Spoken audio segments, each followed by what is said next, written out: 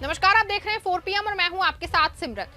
दोस्तों, एक और विपक्ष पूर्व उपराष्ट्रपति जगदीप धनखड़ के हाउस अरेस्ट और लापता होने का आरोप लगा रहा है। दूसरी ओर अमित शाह का बड़ा बयान आया है कि सच में धनखड़ जी ने स्वास्थ्य कारणों से ही इस्तीफा दिया है। लेकिन अब इस मामले को लेकर बहुत बड़ी खबर आ रही है। आपको बता दें कि जैसे ही अमित शाह का बयान आया है, उसके तुरंत बाद ही एक बार फिर से देश के सबसे चर्चित और बड़े वकील कपिल सिब्बल एक्शन में आ गए हैं और उन्होंने कुछ ऐसा कर दिया है कि ना सिर्फ अमित शाह बुरे फंस गए हैं, बल्कि पूरे देश में एक बार फिर से धनखड़ साहब को लेकर हंगामा मच गया है। अमित शाह के बयान के बाद कपिल सिब्बल ने ऐसा क्या कर दिया जिसको लेकर के हड़कंप मचा है, और कैसे अमित शाह धनखड़ के मामले में ना सिर्फ खुद फंसे हैं बल्कि अपने पीएम साहब को फंसा दिया है। ये सब कुछ मैं आपको अपनी 8 मिनट की रिपोर्ट में बताने वाली हूँ। दोस्तों, पहले थोड़ा सा बैकग्राउंड में चलते हैं। 21 जुलाई 2025 को संसद के मानसून सेशन के पहले ही दिन जगदीप धनखड़ जी ने अचानक उपराष्ट्रपति पद से इस्तीफा दे दिया। उनका ऑफिस तो पहले ही 23 जुलाई के लिए कोई इवेंट अनाउंस कर चुका था, लेकिन रातों रात सब बदल गया। इस्तीफे की वजह बताई गई स्वास्थ्य संबंधी समस्या और मेडिकल एडवाइस। राष्ट्रपति द्रौपदी मुर्मू जी को लेटर लिखा और अगले दिन 22 जुलाई को गृह मंत्रालय ने गजट नोटिफिकेशन जारी करके इस्तीफा एक्सेप्ट कर लिया। लगता था सब नॉर्मल है, लेकिन यार पॉलिटिक्स में कुछ भी नॉर्मल नहीं होता है, क्योंकि उनके इस्तीफे की जो खबर आई वो और भी चौंका देने वाली है। दरअसल खबर ये है कि जगदीप 21 जुलाई की रात में राष्ट्रपति द्रौपदी मुर्मू से मिलने नहीं गए थे। इसका खुलासा एक आरटीआई से हुआ है। आपको बता दें कि एक्टिविस्ट अजय वासुदेव वोसने नाम के एक व्यक्ति ने आरटीआई दाखिल की और उनके जवाब ने पूरे देश में तहलका मचा दिया है। वैसे तो आपने बहुत लोगों के मुंह से कहते और सुना होगा कि जिंदगी में किसी भी सच को छिपाया नहीं जा सकता है, और अब बीजेपी के साथ भी यही हो गया है। एक्टिविस्ट ने पहली आरटीआई में पूछा कि क्या 21 जुलाई को जगदीप धनखड़ ने राष्ट्रपति द्रौपदी मुर्मू से मुलाकात की थी। राष्ट्रपति भवन का जवाब था कि कोई मुलाकात नहीं हुई। जी हाँ, आपने सही सुना, धनखड़ उस रात राष्ट्रपति भवन गए ही नहीं। तो फिर वो इस्तीफा किसने सौंपा? यही सवाल है। यही लेटर है जो सोशल मीडिया पे काफी ज्यादा वायरल हो रहा है। आपको बता दें कि जब अजय वासुदेव को जब ये जवाब मिला तो दूसरी आरटीआई गृह मंत्रालय से थी। सवाल था कि क्या धनखड़ का इस्तीफा गजट में अधिसूचित किया गया। जवाब आया कि हाँ, 22 जुलाई को गृह मंत्रालय ने एक गजट नोटिफिकेशन जारी किया जिसमें लिखा था कि जगदीप धनखड़ अब उपराष्ट्रपति नहीं है। लेकिन दोस्तों, अगर धनखड़ राष्ट्रपति से मिले नहीं तो इस्तीफा कैसे स्वीकार हुआ? सोशल मीडिया पे ये आरटीआई वायरल हो गया। लोग पूछ रहे हैं कि अगर धनखड़ ने इस्तीफा नहीं दिया तो क्या अमित शाह ने उनके लिए इस्तीफा लिखवा लिया? क्या ये संवैधानिक पद के साथ सत्ता का खुला दुरुपयोग नहीं है? हालांकि सब कुछ चल ही रहा था कि अचानक दूसरे दिन एएनआई पे अमित शाह का इंटरव्यू आया और इस इंटरव्यू में केंद्रीय गृह मंत्री अमित शाह की ओर से कहा गया कि धनखड़ जी को कुछ नहीं हुआ है, उनको इस्तीफा जो है नॉर्मल है और सच में उनका स्वास्थ्य ठीक नहीं है। लेकिन बड़ा सवाल यही है खड़ा होता है दोस्तों कि अगर सच में धनखड़ जी का स्वास्थ्य नहीं ठीक था तो मानसून सत्र शुरू होने से पहले ही क्यों नहीं इस्तीफा ले लिया गया? क्यों जब धनखड़ जी विपक्ष से मिलकर राज्यसभा में यशवंत वर्मा के महाभियोग का प्रस्ताव लेके आए और जस्टिस शेखर यादव के खिलाफ भी काम करने की हामी भर ली तो अचानक धनखड़ जी की तबीयत खराब हो गई और रातों रात इस्तीफा ले लिया गया? और अब पूरे मामले में अमित शाह जी कह रहे हैं कि सब कुछ नॉर्मल है। अरे भाई, अगर सब कुछ इतना ही नॉर्मल है तो कभी जाट पुत्र और कभी किसान पुत्र के रूप में प्रोजेक्ट होने वाले धनखड़ जी का एक बयान क्यों नहीं आया? जो पॉलिटिकल स्टेटमेंट ना देते, कम से कम ये कह देते कि मेरी तबीयत ठीक नहीं है। लेकिन 1 महीने से ज्यादा का समय बीते जाने के बाद भी धनखड़ जी मिल नहीं रहे हैं।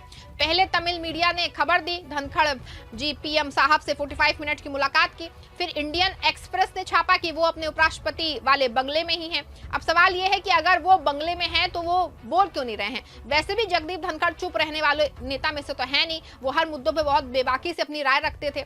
लेकिन इस्तीफा क्या हुआ? बेचारे धनखड़ जी की तो आवाज ही बंद हो गई। ऐसे में विपक्ष के नेता संजय राउत और जयराम रमेश का ये बयान कहीं ना कहीं सही साबित होता कि हाउस अरेस्ट ही है।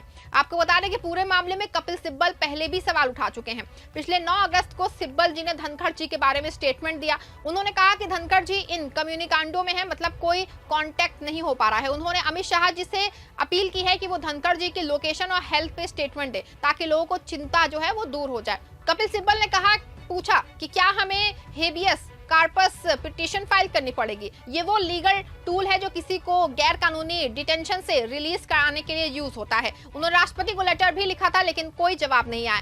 आपको बता दें कि सिब्बल जी का ये स्टेटमेंट सोशल मीडिया पे वायरल हो रहा है। हालांकि पूरे मामले में अमित शाह जी का बयान आ चुका है। उनका दावा है कि धनखड़ साहब ने पर्सनल हेल्थ रीजन से इस्तीफा दिया है और इस पे ज्यादा डिलिब्रेट नहीं करना चाहिए। जब हाउस अरेस्ट के क्लेम्स पे पूछा गया तो उन्होंने साफ मना कर दिया कि ऐसी कोई बात नहीं है। शाह जी ने कहा कि ट्रुथ और फाइल्स को इंटरप्रेट करने का तरीका हर किसी का अलग होता है, लेकिन इस स्ट्रेंच नहीं करना चाहिए।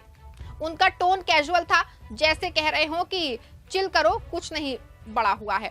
लेकिन यार ये बयान आते ही सोशल मीडिया पे तूफान ला दिया है। विपक्ष ने कहा कि शाह जी उस डैमेज कंट्रोल को कर रहे हैं, असल ट्रुथ छुपा रहे हैं। और ठीक इसी के बाद कपिल सिब्बल जी ने फिर से अटैक किया। शाह जी के स्टेटमेंट के चंद घंटों बाद 26 अगस्त 2025 को सुबह सिब्बल जी ने एक्स पूर्व ट्विटर पे पोस्ट किया, लापता धनखड़। अमित शाह जी, मुझे मालूम है कि आप असत्य से दूर रहते हैं, हमें इतना तो बता दीजिए कि धनखड़ जी क्या हॉस्पिटल में हैं या योगा कर रहे हैं और टेबल टेनिस खेल रहे हैं। वाह क्या तंज था। सिब्बल जी ने शाह जी की ईमानदारी पे ताना मारते हुए पूछा कि अगर हेल्थ इशू है तो स्पेसिफिक बताओ, हॉस्पिटल में एडमिट हैं या घर पे योगा टेनिस कर रहे हैं। हालांकि इस पोस्ट के सामने आते ही सनसनी मच गई है। लोग कह रहे हैं कि सिब्बल जी ने लंका लगा दी, मतलब शाह जी को बुरी तरह एक्सपोज कर दिया है। सिब्बल जी का पॉइंट क्लियर था, अगर हेल्थ रीजन है तो डिटेल्स दो, वरना लगता है झूठ बोल रहे हो। ऐसे में साफ है कि अमित शाह ने धनखड़ पे बयान देके एक बार फिर से अपने जान की आफत मोल ली है। अगर धनखड़ जी बीमार है तो उनको इलाज होना चाहिए, उनका बयान आना चाहिए, लेकिन ऐसा कुछ नहीं हो रहा है।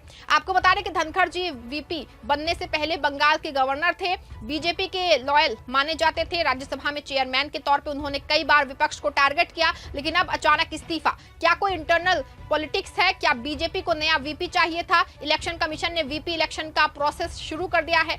एनडीए और इंडिया ब्लॉक दोनों बैक टू हाइट बोल्ट पे हैं, लेकिन धनखड़ साहब की चुप्पी सबसे बड़ा सवाल है। अगर हेल्थ इशू है तो फैमिली या वो खुद क्यों नहीं बोलते?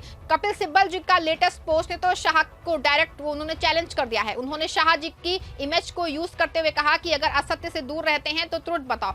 लोग अब मीम्स बना रहे हैं, जैसे शाह जी हॉस्पिटल से योगा करते हुए या धनखड़ जी टेबल टेनिस खेलते। लेकिन सीरियसली ये डेमोक्रेसी के लिए इंपॉर्टेंट है। एक पूर्व वीपी की सेफ्टी और ट्रांसपेरेंसी पे सवाल उठ रहे हैं और सरकार चुप है। आपको बता रहे पूरे मामले में बयान देके अमित शाह बुरा फंस गए हैं। पहली बार तो इस्तीफा उनका नॉर्मल नहीं था, दूसरी बात कि वो बीमार हैं या नहीं, तीसरी अहम बात कि अगर वो इस्तीफा देने राष्ट्रपति भवन नहीं गए तो इस्तीफा कैसे हुआ, चौथी और सबसे अहम बात कि अगर बीमार हैं तो इसकी डिटेल देश के लोगों को क्यों नहीं दी जा रही है। ये ऐसी बातें हैं जो केंद्रीय मंत्री अमित शाह के बयान के बाद और भी गंभीर हो रही हैं। और अभी तक जो हाउस अरेस्ट वाली बात चल रही थी उससे भी विपक्ष आगे निकल के अमित शाह को ना सिर्फ झूठा बता रहा है, बल्कि अब सीधे पीएम साहब से भी सवाल होने शुरू हो गए हैं कि धनखड़ जी कहां हैं। ऐसे में अमित शाह धनखड़ पे बयान देके ना सिर्फ खुद फंसे हैं बल्कि पीएम साहब को भी फंसा दिया है बुरी तरीके से। आपको क्या लगता है असल में धनखड़ साहब के साथ क्या हुआ? हेल्थ इशू या कुछ और? इस्तीफे को लेकर क्या सोचते हैं? अपनी राय कमेंट में जरूर लिखिएगा। खबर को लाइक और शेयर भी जरूर करिएगा।